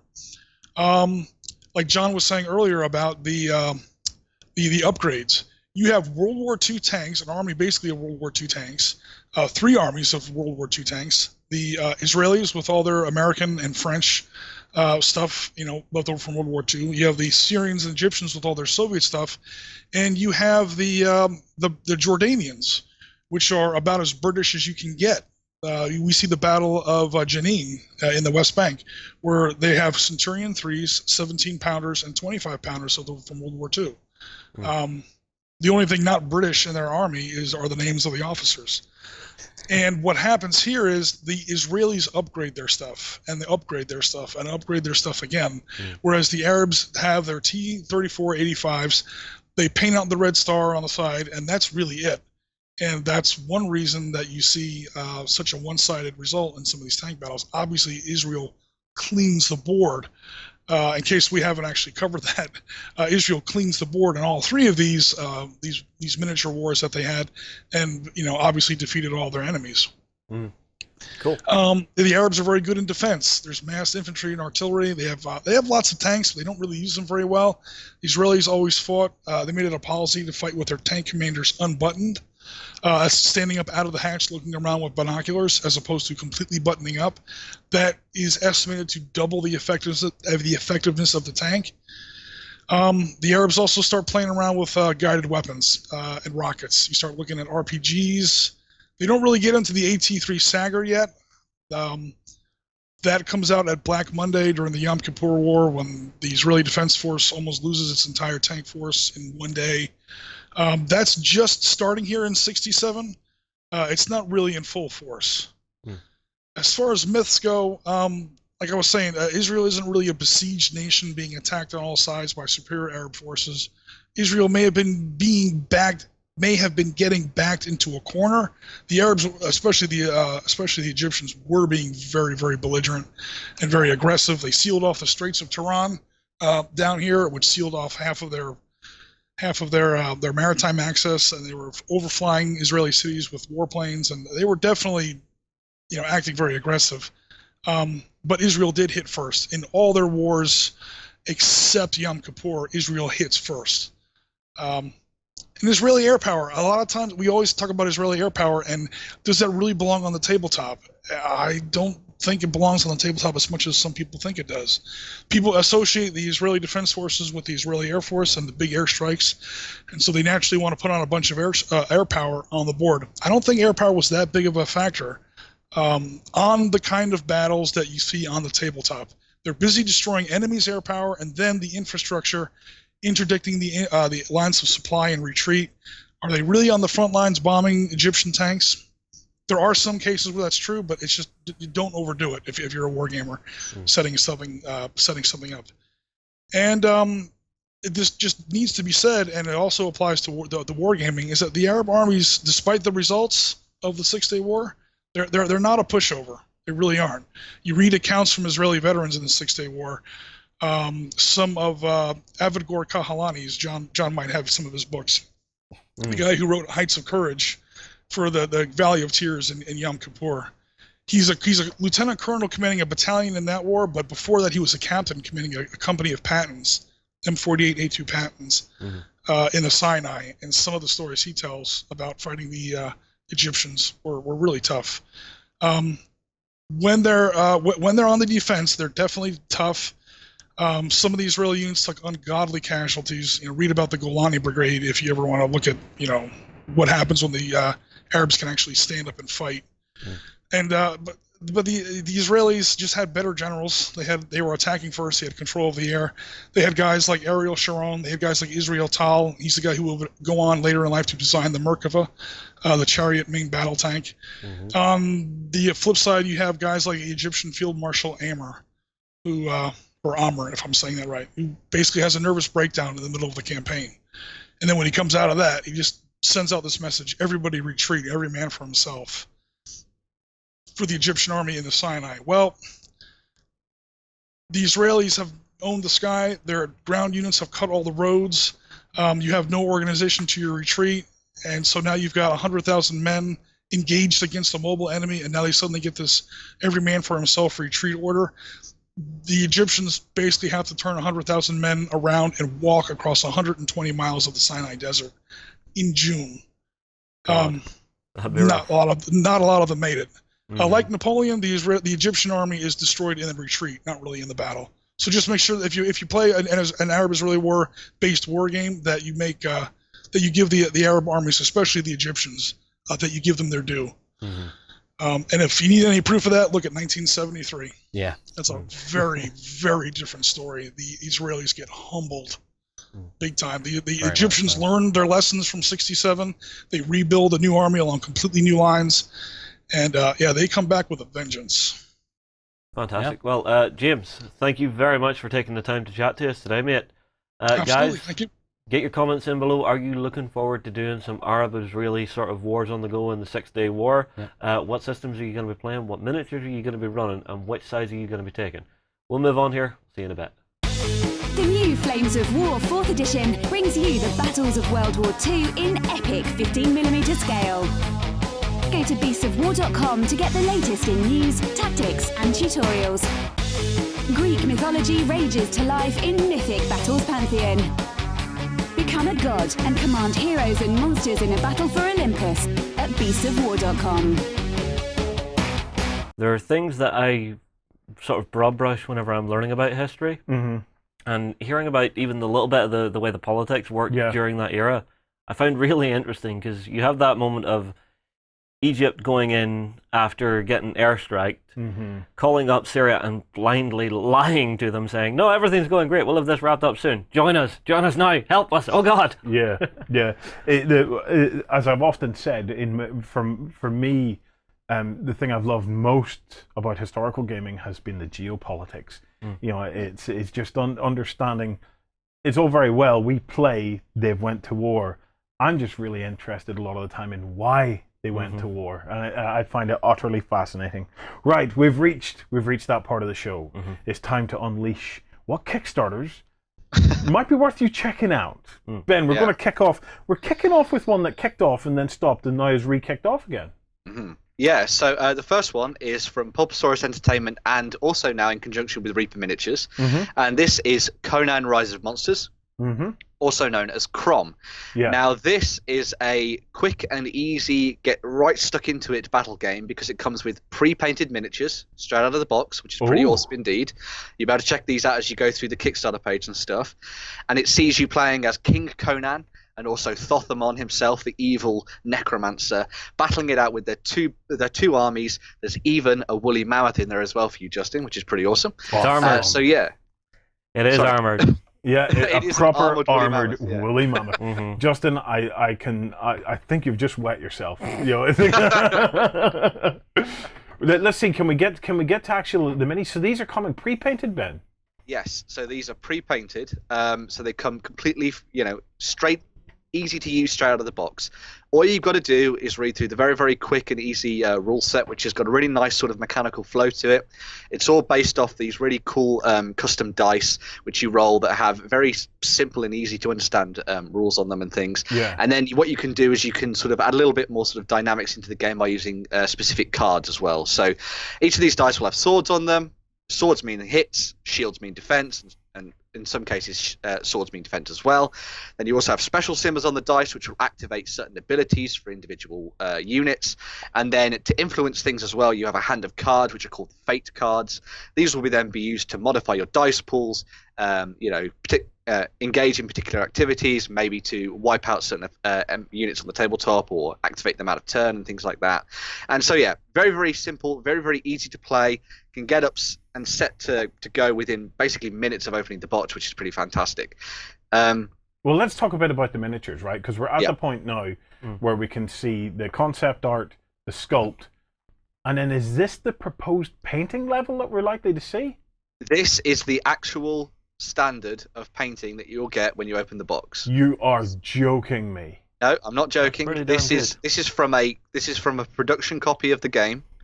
So this is what you will get when you open the box. These models here that you see. Oh my word! Now there's no way. I will be utterly astounded if they come out looking like that. Now, as I say, these are pre-paints. So obviously, to some people that they won't be completely up to scratch or anything like that. So for other people, they look amazing, which I think they do. But yeah, basically they're trying to aim this at people like a parent and their kid who want to get stuck into wargaming or whatever. They can pick up a box like this and get going almost immediately. Ben, I will tell you who they're aiming this at. You. Yeah. People like me. Exactly. This is just unreal. If they come in like that, I'm going to hit them with one of the army painter shades, and then just matte coat it. And I can just spend my time basing. I still like basing. I have no problem doing basing, but that is a start. I am so excited for this for two reasons. One, they look fabulous, and second, if they pull this off, then we're going to see a lot more of this. This is that X-Wing moment again. Would you like to see what Reaper's throwing into the mix? Yes, go ahead. What is Reaper throwing in? Terrain. Ooh, so what is Reaper's involvement then, Ben? Okay, so Reaper, we're here to help out the guys at Pulposaurus in making sure that all the miniatures got to the stage that you can see here. So all the miniature design and stuff like that was handled sort of in-house between Pulposaurus and Reaper. So they're also all sort of kind of helping with the production process. But they're also throwing in some rewards for people that want to have a little bit of terrain. Yeah. Now, this terrain doesn't come pre-painted. This terrain will come as resin pieces. But anybody who's looked at their terrain in the past from some of their big bonus Kickstarters will know that this is fantastic-looking pieces. They all actually come with rules as well, so it's a little bit like what we've been seeing from the likes of Age of Sigmar and things like that, where all the terrain actually has a purpose on the tabletop, which is really cool. So that's their sort of involvement here. They've been sort of helping the guys at Pulposaurus along and sort of bringing the project back to life in a more realistic fashion than it was potentially when it first launched on Kickstarter. So, well, there you have it. The project has 16 days left. It is fully funded. It is fully funded, and I think this one is very, very interesting to watch. So even those among you who are like me, who are kind of like Kickstarter watchers, and we will be watching this project with a lot of attention, because like I said, if they pull this off, this will start to potentially open the doors. Is this that one that starts the snowball effect of pre-paints? Well, the thing about it is, are really good pre-paints? Yeah, if the whole pre-paint process is a tricky one, okay? Because more often than not, they were coming back with 3-4 block colors, and they weren't that great. If they can improve the process, but also if they can get a decent process that works on organics, because up until now, the easiest thing to do pre-paints on were things like spaceships. X-Wing. X-Wing's the prime example of that. You can do really good pre-paints on X-Wing, and it's not because they didn't do a really good job. They did do a really good job, but their job was made somewhat easier by the fact that it was mechanical. It's a lot more difficult to do pre-paints on an organic kind of a model. Yeah. So this is one to watch.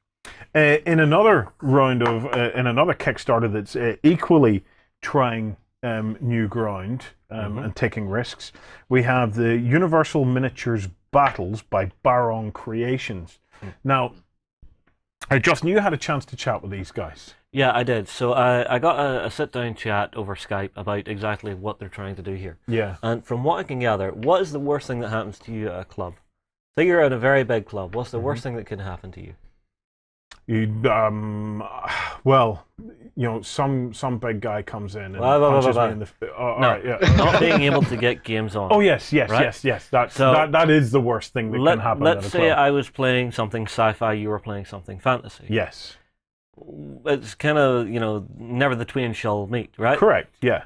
With this, they will. This is a rule system to let you play any range of models versus any range of models. So you could have Teutonic Knights versus Cavemen.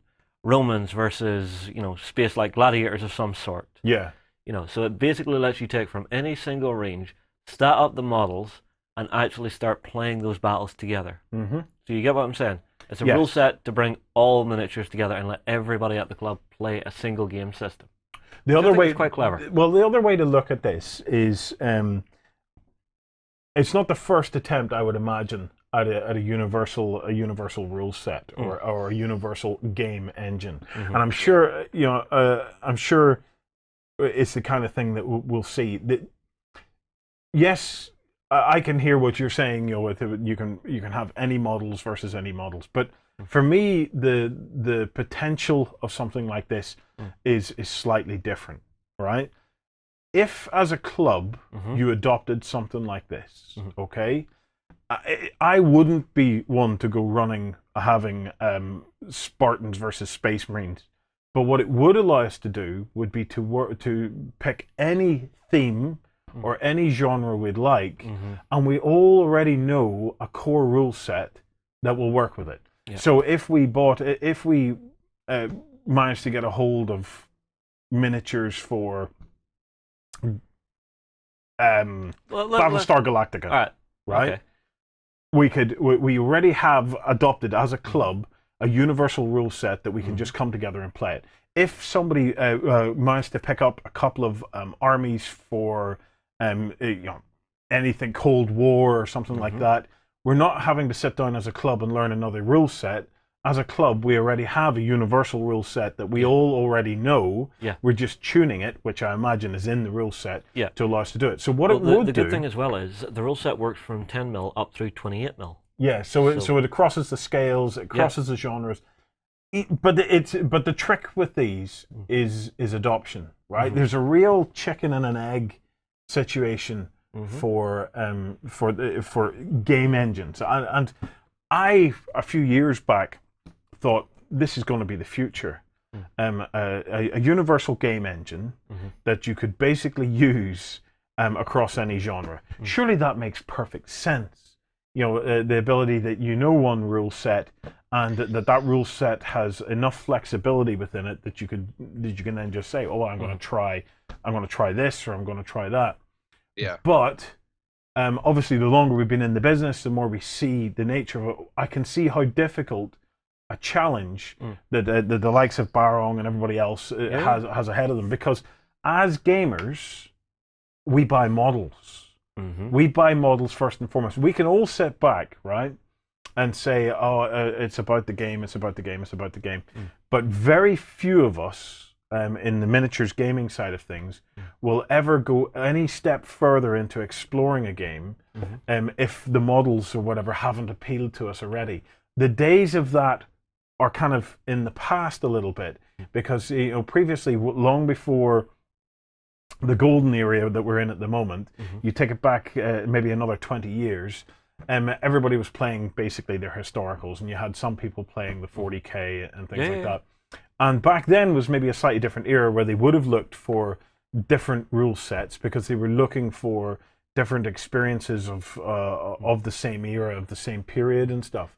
But the market has changed a lot now, in so much as certainly for the last 10 or 15 years, it's been the models that have been grabbing our attentions, and the rule sets. This is the thing. If your club agrees for a month, right? Let's pick a theme, and everybody just go grab whatever you want from that theme, and we can then all play together. Well, this is it. This is why I think something like this would be of interest to clubs, right?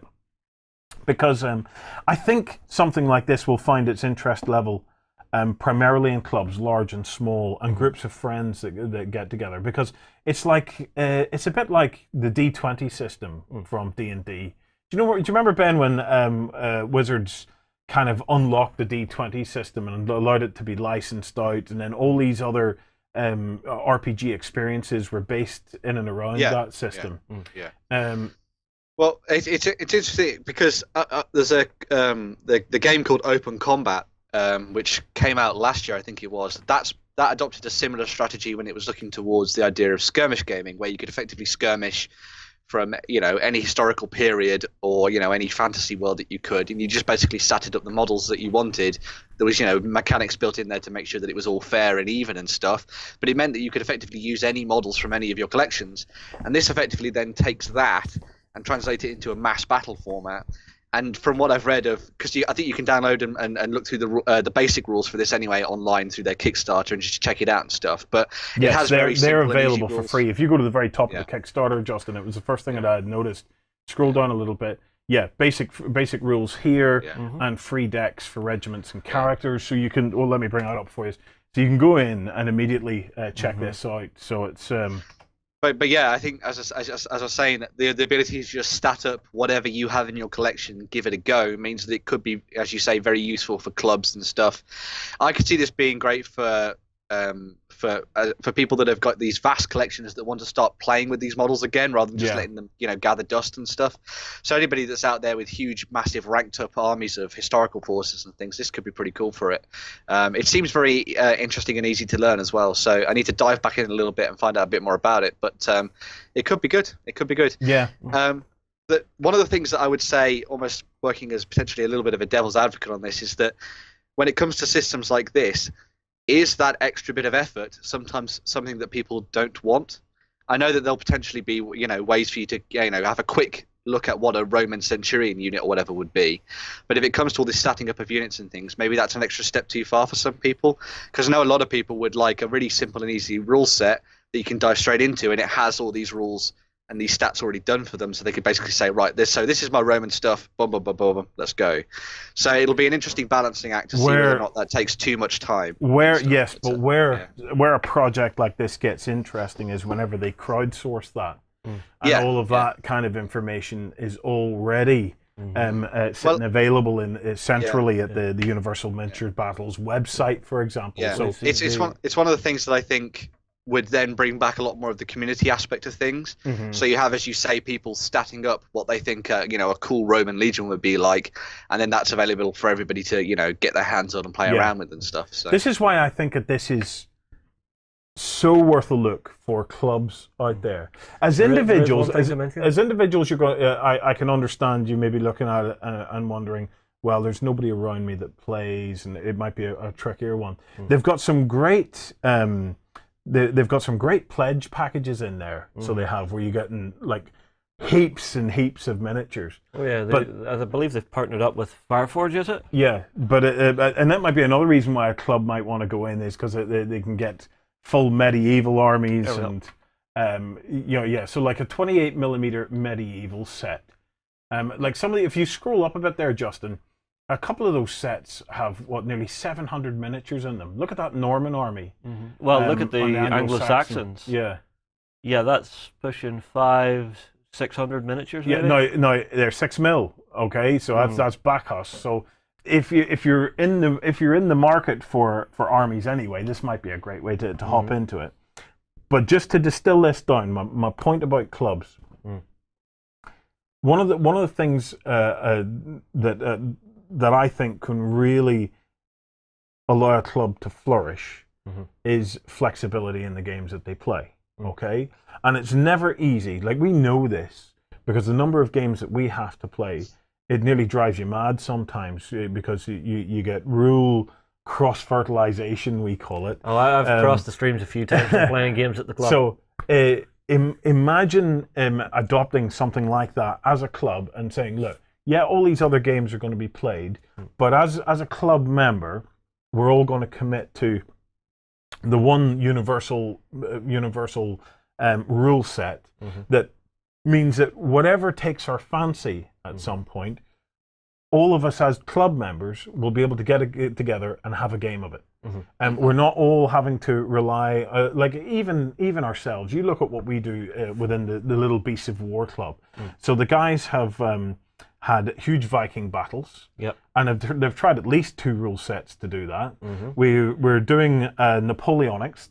Our La Hassan set is nearly ready now. So we're looking at Napoleonics. I'm looking to get into the whole Crusades thing. So even already look at that. And then you have, obviously, your World War II stuff that we like to do, our fantasy stuff that we like to do, the sci-fi stuff. So as a club, I can actually see some real benefits of a club having at its heart. It says, yeah, you're happy, you're welcome to come along, play Bolt Action 40k or whatever else. But as a club member, you commit to get to know the universal rule set. That way, if we decide we want to do something funky, do a big narrative battle or something. It could be anything. And as a club, we all know that if we're doing something funky and a bit left of field, it'll always be the universal rule set that we fall back to. Yeah. So you could, like, for example, everybody could bring along their 40k armies, and you have the biggest apocalypse game you've ever had. Well, the thing with this, might this be able current to do one something that like they're that. doing, Warren, missed a line here, apologies. Currently what it's designed for is pre-antiquity all the way up to late medieval and pre-gunpowder. All right, so that's pre-gunpowder. That's what they're currently okay. working So it's at. more of a fantasy. Say you got all of your old fantasy armies together, then you could have a huge kind of duke it out kind of thing. It's about that flexibility, but I can see the challenge of this because, as with any rule set, it only ever gained traction once it's gained traction, and it's a hard thing to do for rule sets. It's that tipping point. The rule set kind of needs to reach the tipping point, and until that point, boy, it's a slog to get to the tipping point. But when you get to the tipping point, then things start to move swiftly. To roll.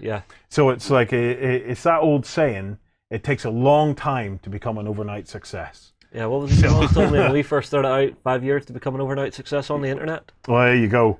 Right, I have 35 days left on the Universal Miniatures Battles. If you're part of a club or whatever, go ahead, check it out, download the rules, see what you think, post below and let us know what you guys think about it. Our last one is a terrain-related Kickstarter. Yeah, this is one that I think is going to get you and Lloyd excited, I'm guessing. Yes. Where do you see this one? So this is Terraformers, okay? So what this is about is being able to pull together modular terrain. Now, a terraformer is basically a box like that. Okay. Okay? And the idea is that you buy these boxes, they all come exactly the right size, and they all come with magnets. And then you pop in a piece of polystyrene, so it's a 12-inch piece of polystyrene. Yeah, I assume the correct depth for whatever the box is. Yep, and then you carve it. And then you carve it to make whatever you want. So this is a hill this side. And then you scroll down, you can then apply your texture and everything to the polystyrene. And then they have other options like canals that they're doing. Rivers, bridges, all sorts of stuff. But if you scroll down, keep going till you see where it really starts to come in. Here, they then basically clip together with the high strength neodymium magnets that are in it. So I actually have a couple of pieces here because I was really interested once I saw it. So let me show you how this works. So that, to give you a sense of scale, is one of your terrain tiles, okay, or what will be a terrain tile. This one here is the hill set, and let me just grab more stuff from here. And this one is a river set. So whenever you buy them, they come in a pack like this. So let me just quickly show you that. So that is what it comes like, and inside you have a series of components. So let me pop this hill set open to give you guys a look at this. And this builds one. Yeah? This builds one, yes. And there's all different kinds, as you can see. So there's your wee pack of neodymium magnets. And these are your sides, okay? And your neodymium magnets go into these little holes. So they go like that, and that goes like that. Yeah. Okay? And this is the base to give it strength. And when it all goes together, it looks like this. You then you then basically set it down on a piece of polystyrene, okay? What I would be tempted to do was to put it down kind of that way, press it in to the block of polystyrene for it to give me the indent. You then cut the polystyrene on the indent and then push it down into this. Or you use my old trick. Which is? Measure the exact size of the inside. And you remember what I always do with a tape measure whenever I'm marking anything? Yes, you whip people with it. No, I hold the okay. I hold the measured point. Yeah. And then with it being polystyrene, I can take the holding point of the other side of the tape and just run it down the polystyrene to draw my line into it. Absolutely. You could do that. Or you could just stick it in to make a shape and then cut out. Either way, you pop your polystyrene in it and then you carve it.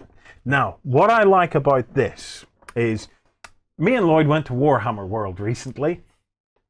And at the likes of Salute and stuff, one of the things you'll always see is people doing these beautiful gaming tables that have these kind of wooden surrounds that are around them that are all kind of pre-shaped. Well, this is a way for you to have that, but already modular. So it's kind of taking the thinking, the hard thinking, out of the modularization of a gaming table. What it also does is it gives you a very easy way to store everything because it's modularized. Well, yes. There is something to be said for storage of a modular board. It is like you could just pack these up on a shelf. But where modular really gets difficult is in actually getting the modules to be the right size and getting the modules to line up. For example, here is a river one, okay? So this is a river tile, okay? And what you do is you pop out this bit, or that bit, or that bit. So I want a river, okay? I'm going to pop out this bit. If I want my river to flow straight, I'd pop out that bit. Yeah. Or I might want my river to meander, in which case then I'll pop out that bit, which I will do. That's the one I want. And I'm going to meander my river like that, which then means it gives you a very clear start and end point. Yes. So what I would have is this would have its magnets in it. So here's some magnets here. And you put your magnet in. So let me just put that in like that. Okay, you glue them in place or else tape them in place from the back side. And then on the other side, you put your magnets in. Oh, let me pop that in again. They don't want to stay in for me. So, hang on. There's one. It's actually showing you and doing two. this. The little bit of glue and tape will work well. Yeah. But it means that there's one thing I hate. See, there's times whenever I'm they're sticking to my mug and everything. Watch. Yeah. Back. There's times whenever I'm trying to put magnets onto a thing. Yeah. When the actual cut for the magnet is just a tiny little bit too small. Yes. So you find it too tight to stick it in. Exactly. It just becomes a real pain in the ass to actually try and force it into place. And I've actually hurt my fingers the odd time doing that. Yeah. So it's just not fun. So seeing that is absolutely perfect. Yes. So the fact that it's a bit looser. It's fine. It makes life easier for whenever you're putting these things together. Well, for all you terrain makers out there, please don't make a tight hole because it makes Justin hurt himself. What? Have you never tried to squeeze the damn things together? It hurts. Justin, I am on your side, man, and we will make sure that no terrain maker ever make something so tight as that you hurt your fingers trying to fit it in. Anyway, we've got more stuff set up here if you want to take a look through. Okay, so let's look through some of the others. What else have we got? So they've got to have stuff. Yeah, they're going to have roads. Now this is some of the actual sets here. You can see that they have put together. So you've kind of got your 3x3 sets, your 3x4 sets, and it just keeps getting bigger and bigger. Yeah, I think it's a nice, interesting way to do it. Yes. Oh, I haven't told you about the bunker. No, those are cool. They have an internal bunker series as well. Nice. Ben, I don't know. Have you seen the internal bunker series? Tell me that that's not perfect for 7TV or Conflict 47. Yeah. Yeah, the guys at Sally Forth have been doing a few different sets like this. There's the one that's the bunker that you see there, but they've also done some that are very much based around the idea of like Indiana Jones and things like that from Raiders of the Lost Ark. So you've got some sort of really cool sort of cantinas and stuff that have been set up and things like. So yeah, you can go and check out their HDF terrain and MDF terrain over on their website as well. Yeah. Well, there you have it. What I like about this is it takes the thinking out of the modularization. Okay. Dungeons. Yeah. Dungeons. Yeah. The entrance. And inside. Stuff. I love it. There's so much opportunity. I love it. It's really cool. Okay. They even have some of these where you have the ability to lift it off, and you have kind of like a sewer systems and stuff as well. It is really, cool. really smart. Now, if you've space for a big gaming table, just go and make a big gaming table. This is primarily for modular tables because, as I said, modular tables are actually hard to build accurately. Yeah. Okay? It's the accuracy of a modular table that is the problem, and that's what this solves. This makes it so that you can actually do the modular bit without having to worry about, is it accurate, is it all going to line up? You just build these, fill it with what you want, and you know they will click together. The interesting bit of feedback I would like from you guys is what polarity, careful now Justin, we're not going to reverse the polarity here, so what polarity would you use for the neodymium magnets? Would you have all magnets all facing the same polarity, or would you have one magnet with one polarity and then the other magnet with a different polarity? And I think I see what you're trying to say here. Yeah. So on the grid, so up one direction, keep the polarity all in the same direction, but flip it on the other direction so that you never build it the wrong way around. Yes. I highly advise you that whenever you're playing with this, do not glue and this is why I haven't done it, do not glue the neodymium magnets in place. Use some sellotape behind them until you have got it worked out what direction to actually put them in, because there you go again. Work. Yeah, it's not going to work until you actually get them taped in place. Even if you're taping them in place, you're gonna find that the actual weight of these magnets, they're heavy magnets. Yes. I think you're gonna need to get them glued in place. Yeah. Well, let me see. I'm going to have one more go at this to try and show you how it works. There. So that, if you can imagine, would be it magnetized in place. Would be like that. So the idea is you should be able to just clip these together and then just lock. And the magnets have really good adhesion. Like as I said, they're really strong. Bang. So really good stuff. Right. That wraps us up for this week. Thank you very much for joining us.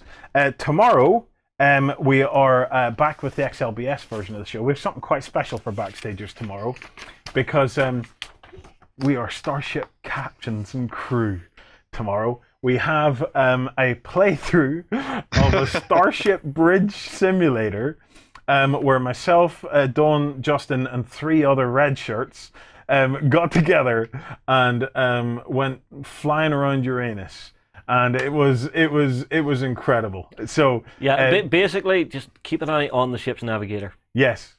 So please come across, join Backstage. There's a 7-day free trial, and if you're into the Wolsung stuff anyway, you'll want to do this because tomorrow, we're going to be in space. Star-trekking. Yes. Right, guys. Thank you for watching. All been well. We'll see you tomorrow over at beastsofwar.com for XLBS. Thank you to Ben. Thank you to Justin. And mostly, thank you to you guys. Bye-bye.